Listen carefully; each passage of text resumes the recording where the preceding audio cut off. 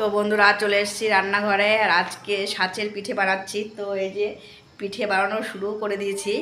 আর বাজার থেকে এনেছি খেজুরের গুড় আর দুধ।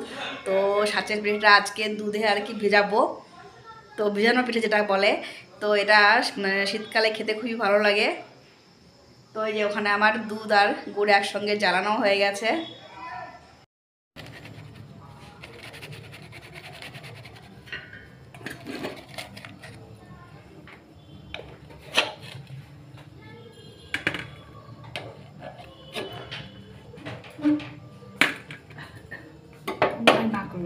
তো আমাদের পিঠে বানানো একদম শেষের দিকে। এই যে এখানে দুধে পিঠে ভেজানো হয়ে গেছে। আর এই ভিজানো পিঠেটা মানে বাসি হলে বেশি খেতে ভালো লাগে।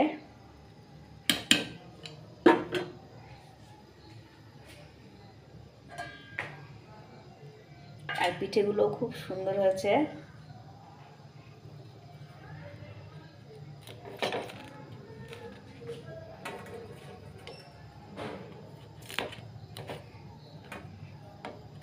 আর পিঠে জিনিসটা শীতকালেই বেশি ভালো লাগে খেতে।